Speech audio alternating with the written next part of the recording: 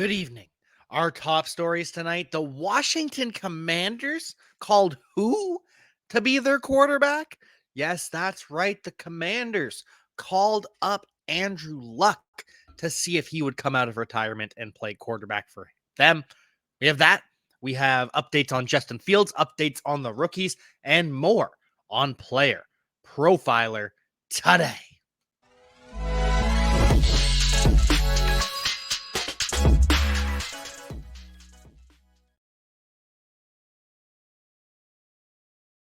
Luck. Truly one of, if not the greatest quarterback prospect of at least the 2000s. Because remember, Manning was drafted in what, 98, 99? Regardless, Andrew Luck, truly a generational quarterback prospect. Someone that every college quarterback strives to be. Trevor Lawrence wanted to be Andrew Luck. Caleb Williams wants to be Andrew Luck. Andrew Luck was the pinnacle of quarterback prospects. And we all know what happened. The Colts squandered his talent. Ryan Gregson absolutely ruined him. Refused to put an offensive line together, refused to invest either draft picks or monetarily in the offensive line, taking Philip Dorsett because, we can just have more fun weapons rather than protecting Andrew Luck. And then by the time Chris Ballard came along, it was too late. Chris Ballard was on borrowed time with Andrew Luck. The career was already over. We just didn't know it yet. And it was tragic. It was tragic. I will forever remember where I was when Andrew Luck announced his retirement. When Adam Schefter announced Andrew Luck's retirement, because Adam Schefter broke that news first. And there was a big controversy.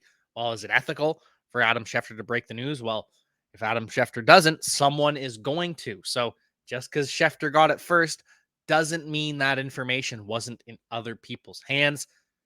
That is an issue with Luck's inner circle and the Indianapolis Colts. That is the person we should all be disappointed in for leaking that.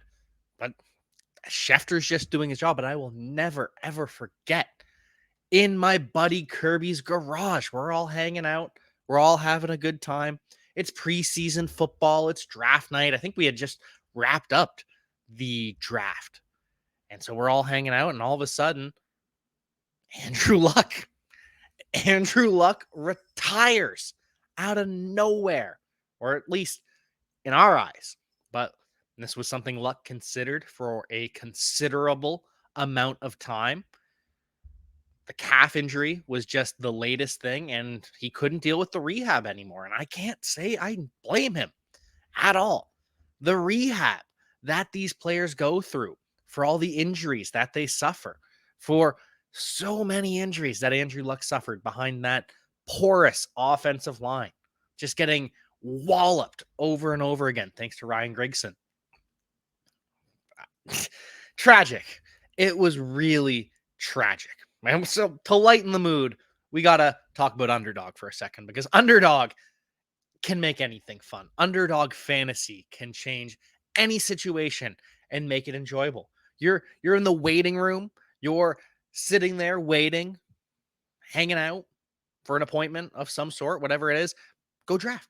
You got time to draft on Underdog Fantasy. Podfather, take it away. Let's take a moment to talk about Underdog Fantasy. Now, many of you have already signed up. Thousands have signed up from Player Profiler already over the years. Underdog has supported us since 2020. Much of what you see on Player Profiler is because of Underdog, because of their support. Get the Underdog app, plug in that promo code Underworld, and they're making the NBA fun. Their NBA pick'ems, it's changed my Wednesday night. It's changed my Sunday afternoon. I used to play Underdog just for the best ball drafts. I mean, the best ball drafts are amazing. These draft rooms fill so quickly, and you can win life-changing money. You want to take advantage of all the sleepers we talk about on this show? Well, what better place than in an Underdog draft room to do that? And I recommend taking your Underdog play to the next level by diving into their NFL pick'ems. It's important to correlate those NFL pick'ems. You can pick both the quarterbacks and the wide receivers to exceed expectations. Correlate them, and you can 5x your payout. Bada bing, bada boom. Underdog Fantasy, the promo code is Underworld. For an instant deposit match up to $100, Underdog is the truest friend of the underworld. We love Underdog. We love Andrew Luck, but we do not love the Commanders recruiting Andrew Luck. And I cannot say I blame them one bit. You miss 100% of the shots that you don't take. That is a quote from the great That is a quote from the great Michael Scott via Wayne Gretzky. You miss if you don't take those shots. So why not call Andrew Luck? Just, hey, buddy, you sure you're retired? You positive? There's nothing we could do. There's no salary we could pay you to come out of retirement.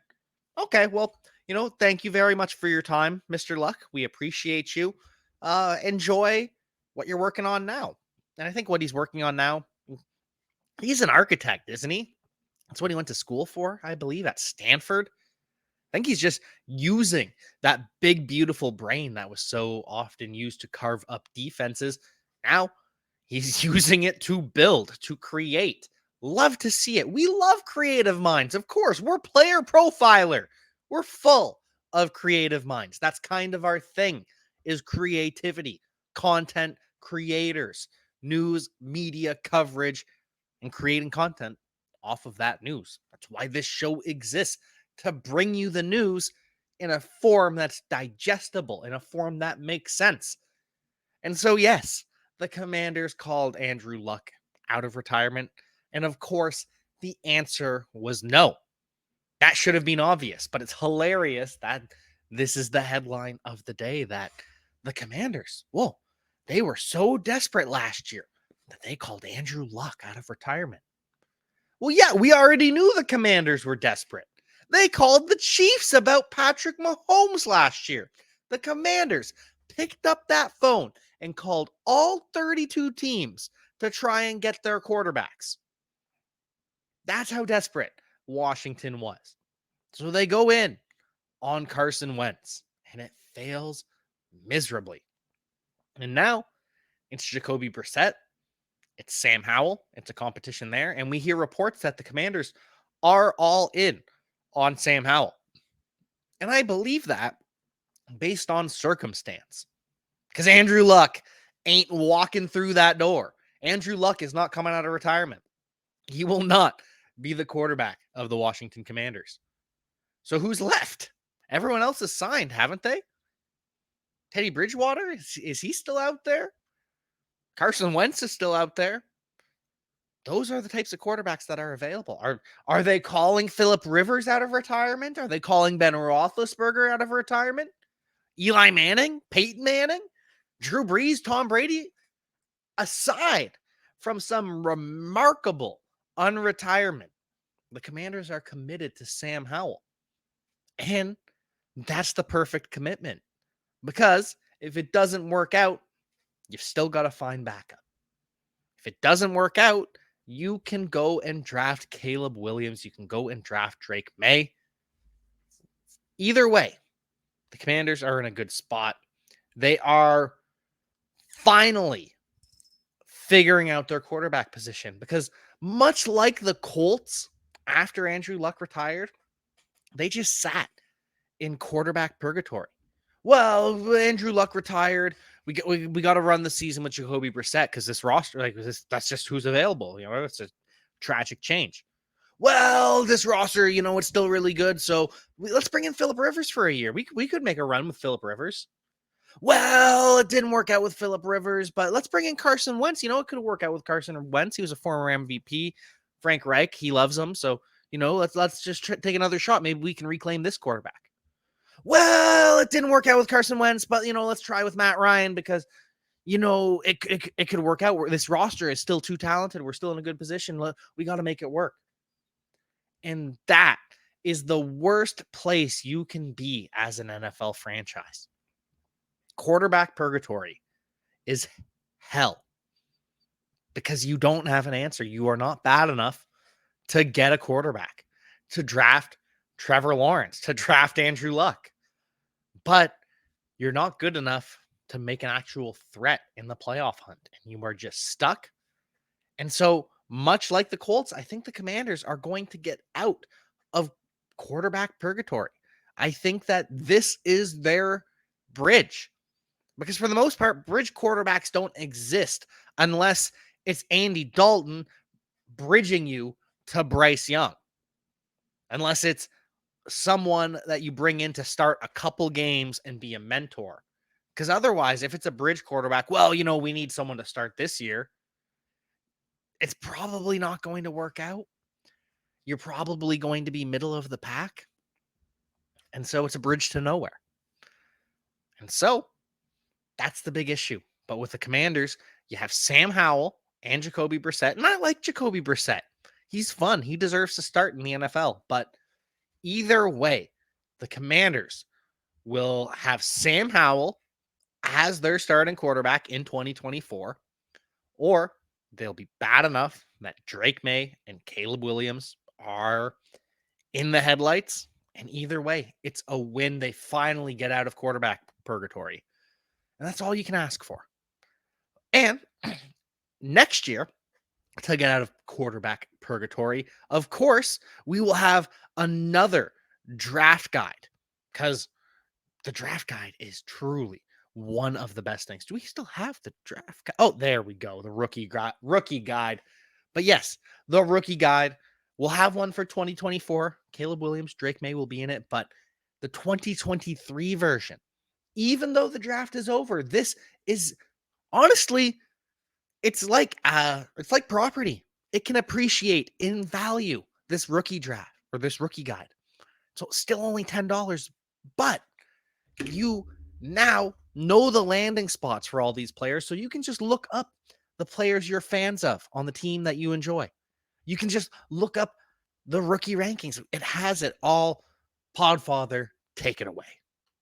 Oh, I'm wearing Cody's hat in honor of Cody Carpentier. He has finished the rookie guide. It is a masterpiece, the best rookie guide you will read that combines both real NFL draft analysis and fantasy analysis. This guy goes deep. I mean, do you know who Tyon Evans is? This man wrote up and ranked 40 running backs, 40 wide receivers, 15 quarterbacks, and 23 tight ends. 23 tight ends? Yes, he did. Yes, he did. We've got fantasy rookie draft cheat sheets for Superflex and single quarterback to go along with these write-ups that include analytics player comps and play style player comps. All the stats you need, the analysis you need to understand what kind of impact these guys are going to have in the NFL and for your fantasy team. So go to playerprofiler.com, go to any player page, go to the NFL draft section, and click the button to get the rookie guide. It's just $10. That's it. That's all. It's not the most expensive, but it is the best. And speaking of the best, Justin Fields is the best bet to take off. I'm not going to call it a breakout because he already broke out last year. Justin Fields established that he is him, but he is going to build on that. He is going to prove that he is here to stay. He is this year's Jalen Hurts. Now, if I had to pick between the two, Jalen Hurts has done it. So I side with him, but it's close. It is close. Justin Fields was a better prospect in college than Jalen Hurts. Probably has a bigger arm than Jalen Hurts, but Jalen Hurts is him. They're both. They are both. I don't know. I don't know where I'm going with this. Regardless, Justin Fields is Jalen Hurts of 2023. He is that next mobile quarterback to break out. Because the Bears, they're taking a lot of pages from the Philadelphia Eagles playbook. They go and trade for DJ Moore. Instead of AJ Brown, it's DJ Moore. But this is another initial name at wide receiver, and it is a true blue bona fide alpha. DJ Moore is an alpha. DJ Moore for years has just been toiling away with terrible quarterback play. Cam Newton at the end of his career, Kyle Allen, Sam Darnold, Baker Mayfield, PJ Walker.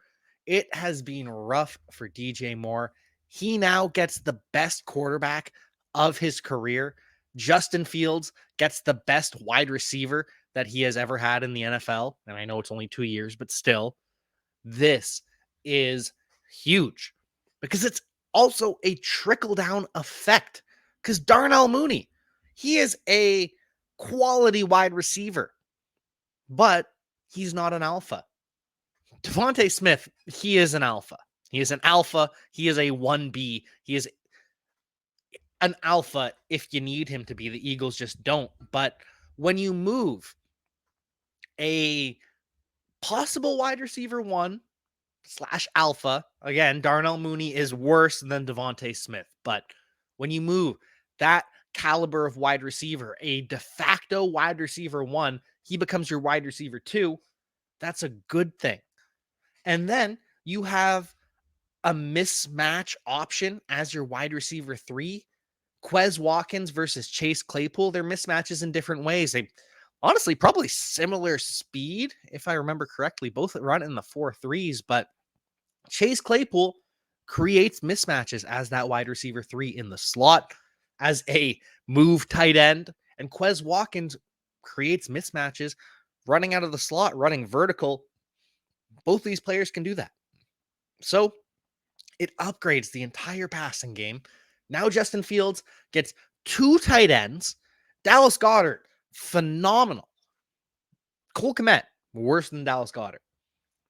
Robert Tonyan, worse than Dallas Goedert. But now you have 2 of them, 2 quality tight ends. You can use them in different ways.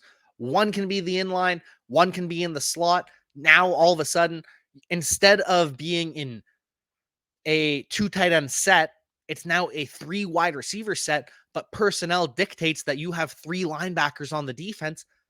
Tonyan and Cole Kmet are mismatches against linebackers, so this is a win for the Chicago Bears. They are just more versatile. Justin Fields is light years ahead of where he was last year, per Luke Getsy, per his offensive coordinator. The Bears are excited about Justin Fields, and so am I. And finally, final reason to be excited about Justin Fields, he just graduated from Ohio State. And I know it's Ohio State. It's no Michigan. Sorry, Anand. Shout out Jason. But Justin Fields is a college graduate, which is awesome to hear. Obviously, even if Justin Fields did not go back to school and finish his degree, he is clearly an intelligent enough individual to be worthy of a college degree. But for him to go back, do the work in the offseason and say, hey, I am not just a football player. I'm going to get my degree in consumer and family financial services because maybe this football thing doesn't work out. It's going to because it's Justin Fields, but the fact he is humble enough to have a backup plan, it's great. And I just want to celebrate whenever athletes at any level go back and get their college degree. This is a good thing. Education is a good thing. The willingness to humble yourself, go back and learn more. It's a good trait to have. Shout out Justin Fields. Congratulations. We are excited about the Bears. That brings us to some news around the NFL, and sticking in the NFC North, Dalvin Cook. It has become a real question, per Adam Schefter, if Dalvin Cook will be on the Minnesota Vikings come week 1. Wow. If only someone had told you this. If only some network out there had some warning signs that Dalvin Cook was on his way out. Did you notice that player profiler? We've been talking about veteran winners. We've been listing Joe Mixon over and over again. Joe Mixon, massive veteran winner.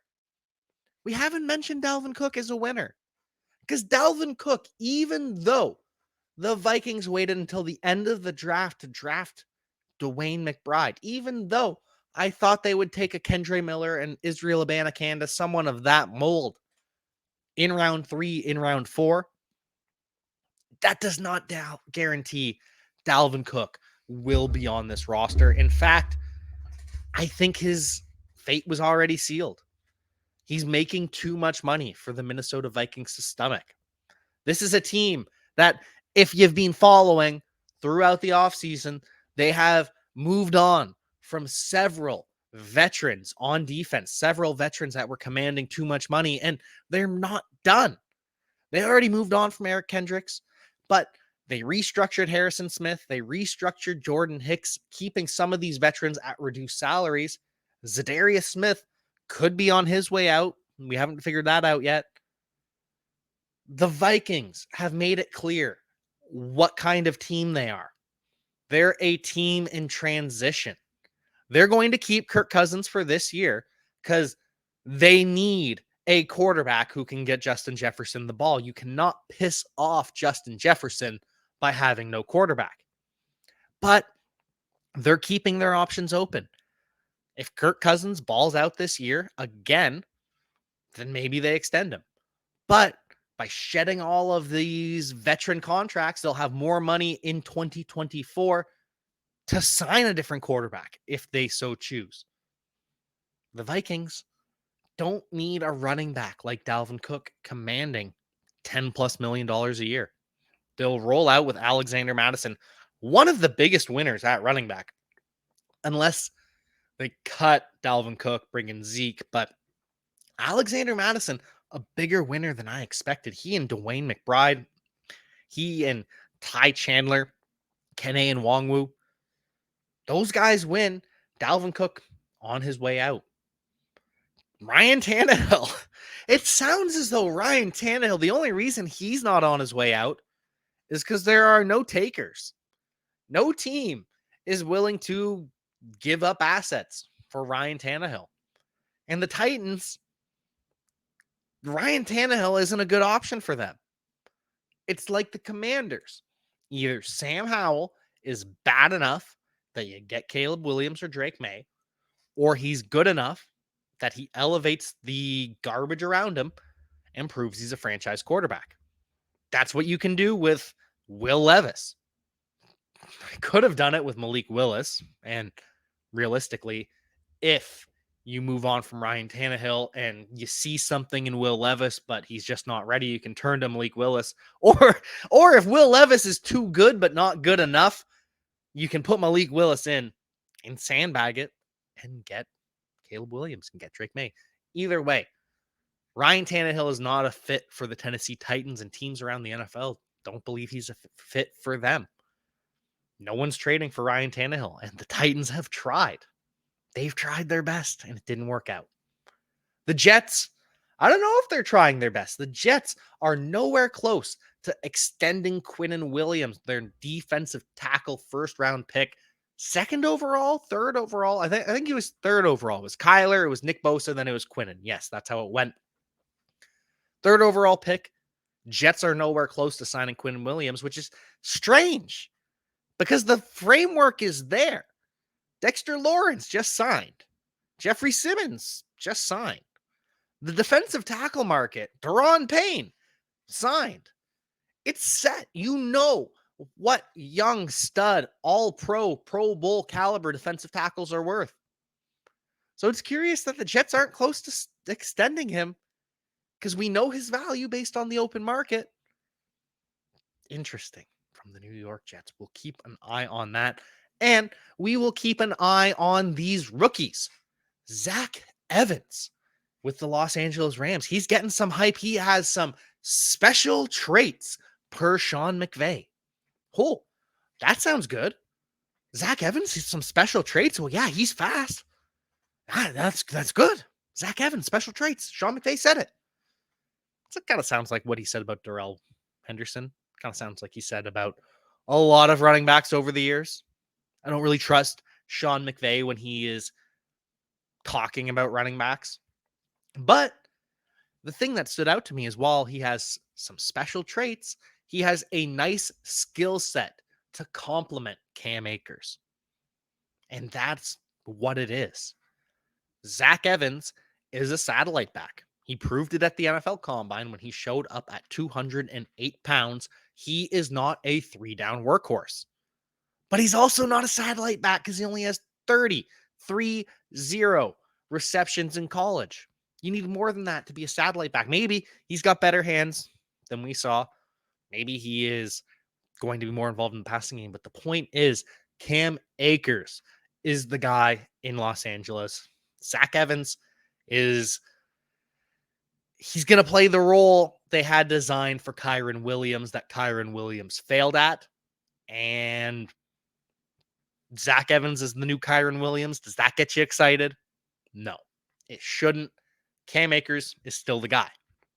And it sounds as though the Saints, the New Orleans Saints, believe that they have a new guy in this backfield. Kendre Miller, he has huge upside. Kendre Miller, he is a height, weight, and speed guy. Love his running style. His running style is phenomenal. Kendre Miller is a downhill runner. He runs with great pad level. He is explosive. He has breakaway speed. He is creative. He makes people miss. No, this is not Jack Cavanagh's opinion on Kendre Miller. This is the New Orleans Saints' opinion on Kendre Miller. This is their assistant general manager, Jeff Ireland, hyping up Kendre Miller. Now, all those adjectives, they sound a lot like Alvin Kamara, who is going to be suspended for probably at least 6 games, depending on how this shakes out legally. Kendre Miller is being groomed to be the new Alvin Kamara. And when you hear the one negative on Kendre Miller, that he has to clean up his pass pro, that's the only bad thing the Saints had to say about Kendre Miller. Well, that sounds an awful lot like Aaron Jones with the Green Bay Packers. Remember Aaron Jones when he needed to clean up his pass blocking, when he wasn't on the field more because his pass blocking was an issue? Who's the running back that Aaron Jones was ceding third down snaps to because of pass blocking? Oh, yeah, that was Jamal Williams, wasn't it? So Jamal Williams is Jamal Williams to Kendre Miller's Aaron Jones. Jamal Williams is Mark Ingram to Kendre Miller's Alvin Kamara. So I ask you, where will Alvin Kamara play in 2024? Hey, you like that video? Be sure to subscribe and activate those alerts so you get notified as soon as new videos drop. And be sure to check out PlayerProfiler.com. We have all the tools for you to dominate every type of fantasy league. We have a draft kit, Dynasty Deluxe, data analysis, DFS Dominator, and don't forget the player rankings to rule them all.